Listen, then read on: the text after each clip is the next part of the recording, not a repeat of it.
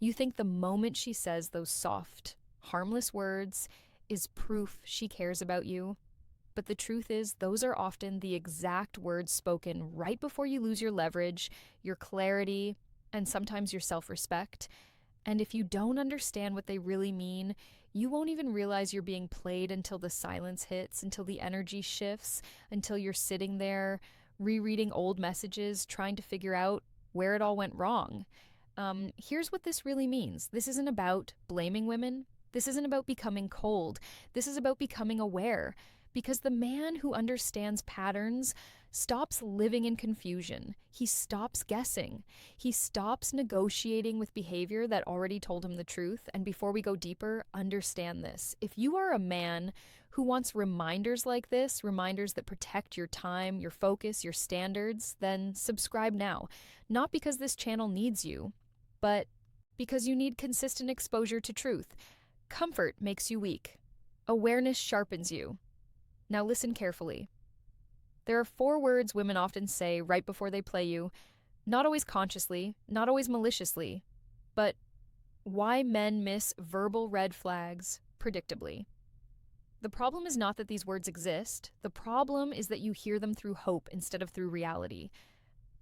Let's dismantle this. The first phrase is quiet, casual, almost harmless. I'm not ready. You hear patience, you hear potential, you hear stay close, prove yourself, and your time will come. No. Stop romanticizing uncertainty. When a woman says she's not ready, you must train yourself to hear what is actually being communicated. I'm not ready for you. Because readiness is never universal. People become very ready when the right person appears. Energy does not hesitate when desire is clear. That hesitation you feel, that ambiguity, that emotional gray zone, that's called low investment. Here's the misconception. You believe consistency will change her readiness. Here is the hard truth. Over pursuing someone who is unsure about you lowers your perceived value. Why does this happen? Because humans are wired to respect what is selective. When you stay available while she stays uncertain, the dynamic tilts. You begin performing, she begins evaluating, and once you are performing, you are no longer leading your life.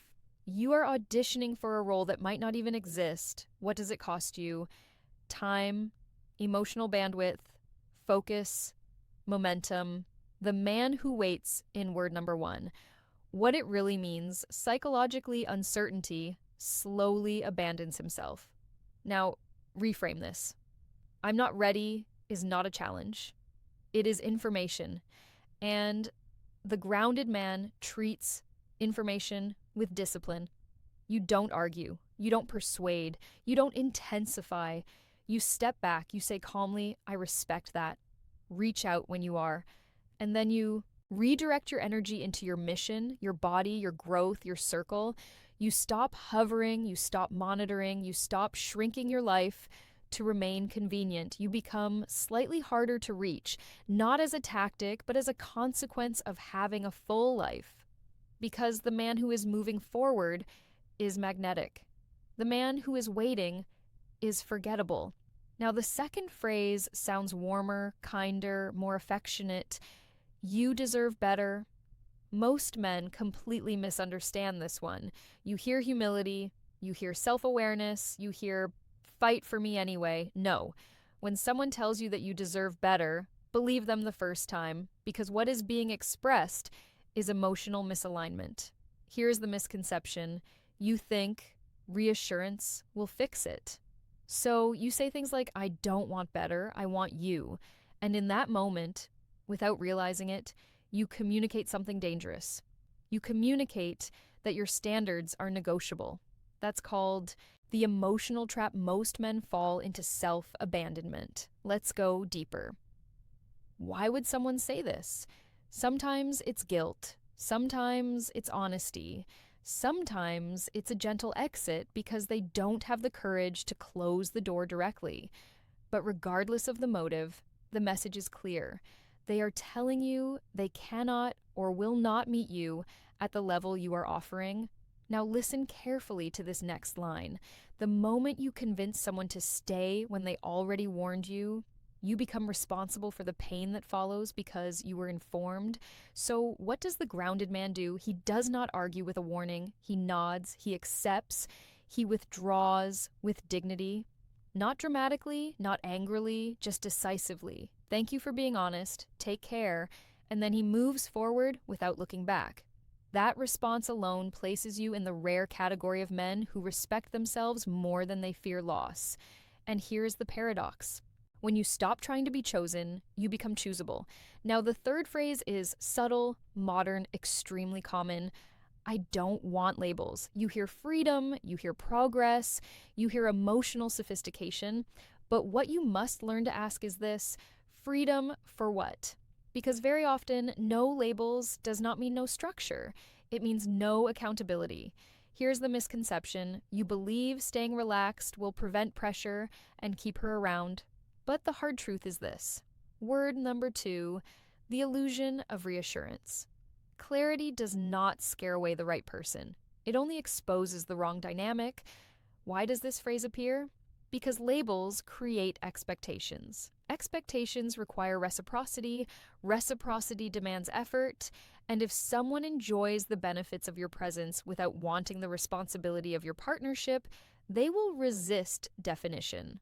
What does it cost you to accept this indefinitely? You drift into a situationship. Half. Boyfriend, half stranger, always available, never secured. Your nervous system stays alert because nothing is grounded. You begin overanalyzing tone, response times, social media activity. That's not connection. That's anxiety disguised as romance. Reframe it. You are not asking for a label. You are asking for alignment. And the man who respects his future does not stay in undefined spaces for long. So, what do? You communicate once calmly. I'm not in a phase of life where I do undefined connections. I respect what you want, but I'm building something intentional. Then you watch behavior, not promises, not chemistry, behavior. If alignment is absent, you step away early before attachment deepens. Understand this. Why silence is sometimes the real answer. Leaving early is emotional intelligence. Staying where you are unsure is emotional self-harm. Now, the fourth phrase, this one traps more men than almost anything else. Let's just see where it goes. Sounds harmless, right? Almost adventurous. But directionless relationships rarely arrive somewhere meaningful. Because when there is no shared vision, momentum dissolves into convenience. Here is the misconception. You think time creates clarity, but more often, time deepens ambiguity. Why does this phrase work so well? Because it keeps hope alive without requiring commitment. Hope is powerful, but unmanaged hope makes you tolerate dynamics your future self would never accept. What does it cost? Months, sometimes years, investing boyfriend-level energy into a trial that never upgrades. Now listen closely. A man with purpose does not see where things go. He leads his life somewhere. He knows the direction he is walking and invites someone to walk beside him. If she hesitates to choose the path, you do not abandon the path. You keep moving because the right woman is not scared of direction. She is relieved by it. Now, let's pull back for a moment. This is not about memorizing phrases and becoming suspicious. This is about becoming the man who no longer needs constant reassurance because his life itself is the anchor. Let me describe that man. He does not chase clarity. Word number 3, how confusion is used as control embodies it. His schedule is full, not crowded, full with things that expand him. He trains his body because discipline in the physical world spills into the emotional one. He builds competence because purpose makes him less hypnotized by romantic uncertainty. He does not overext. He does not over-explain. He does not negotiate attraction. When something feels off, he observes first, reacts second. His boundaries are quiet but immovable. He understands something most men learn too late. Attention is cheap. Consistency is rare. Reciprocity is everything. When he meets a woman, he is warm but measured. open but not dissolving, interested but not consumed. And because he is not desperate for connection, his presence carries weight. Now, you might be thinking, if I stop overgiving, won't I lose her? Maybe, but understand this clearly. If balance makes her disappear, imbalance was the only thing holding her there. And that is not connection. That is dependency. Now, let's get practical. When you hear ambiguous language, you stop interpreting it through fantasy, you translate it into behavior, you stop trying to decode hidden meanings and start responding to observable reality. You stop accelerating intimacy when the moment you should stop investing, consistency is missing. You stop offering emotional exclusivity to someone offering emotional flexibility. You redirect your energy into your work, into your standards, into friendships that sharpen you, into building a life that does not collapse when one person walks away. You become less reactive, more intentional. Here is a powerful shift. You stop asking, does she like me? And you start asking, does this dynamic honor the man I am becoming? That question alone filters out chaos. Now, let me give you a reality check. Some of you are not being played, you are volunteering, you see the signs, you feel the imbalance, but you stay because leaving would force you to confront your fear of being alone. So you rationalize, she's just busy, she's healing, she's complicated. No, she is showing you her capacity.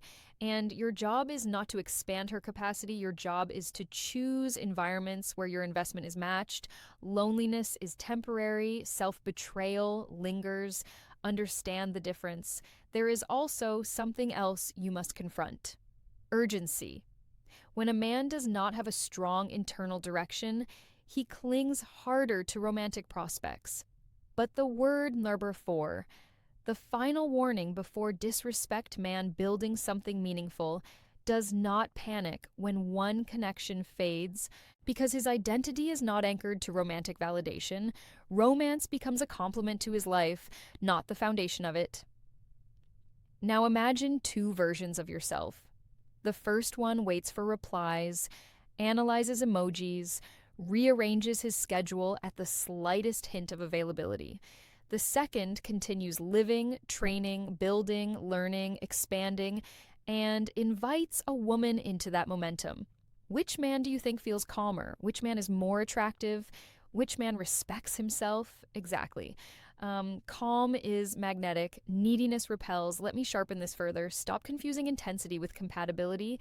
Just because the chemistry is strong does not mean the structure is healthy. Fire without containment burns everything.